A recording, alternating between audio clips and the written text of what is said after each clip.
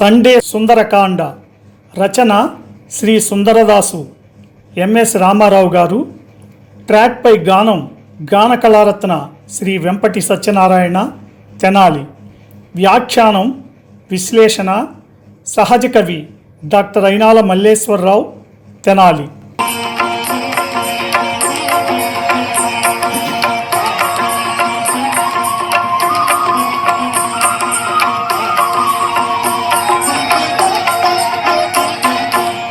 శ్రీ హనుమాను గురుదేవులు నాయద పలికిన సీతారామ కథ, నే పలికెద సీతారామ కథ.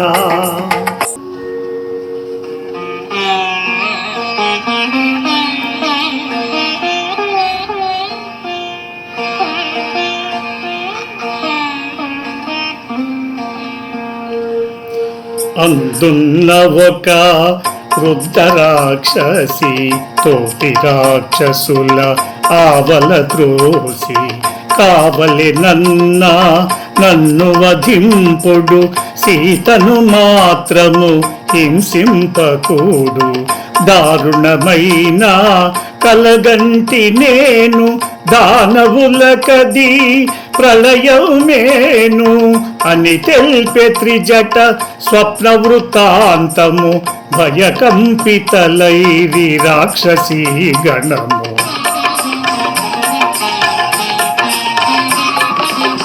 శుక్లాంబరములు దాల్చిన వారు రామలక్ష్మణులు అగుపించినారు.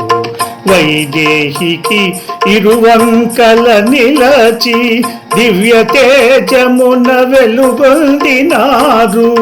తెల్లని కరిపై మువ్వురు కలసి లంకాపురిపై పయనించినారు అని తెలిపే త్రిజట స్వప్న వృత్తాంతము, భయకంపితలైరి రాక్షసీ గణము.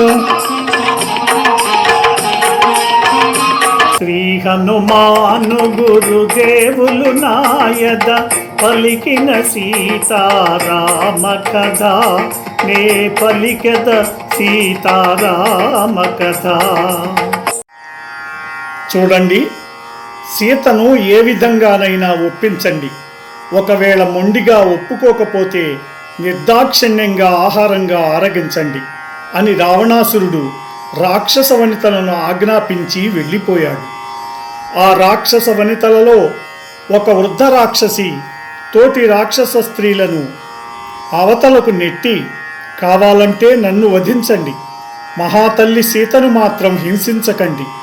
రాత్రి నేను దారుణమైన కలగన్నాను, అది రాక్షసులందరినీ పెను ప్రమాదములో ముంచే భయంకరమైన కళ అంటూ త్రిజట అనే వృద్ధరాక్షసి పలికింది. ఆ మాటలకు రాక్షస స్త్రీలంతా గడగడ వణికిపోయారు. త్రిజట తన స్వప్న వృత్తాంతమును వారికి తిరిగి చెప్పటం మొదలుపెట్టింది. తెల్లని వస్త్రాలు ధరించి రామలక్ష్మణులు కనిపించారు. సీతామ తల్లికి ఇరువైపులా నిలిచి ఉన్నారు. ఆ ముగ్గురు తెల్లని ఏనుగునెక్కి లంకాపురి మీదుగా పయనించారు అని త్రిజట చెప్పగా రాక్షస స్త్రీలంతా బిక్కమొహాలు వేసుకొని గజగజ వణికిపోయారు. ఈ ప్రోగ్రాంపై మీ యొక్క అభిప్రాయాన్ని లైక్ చేసి కామెంట్ రూపంలో తెలియజేయండి.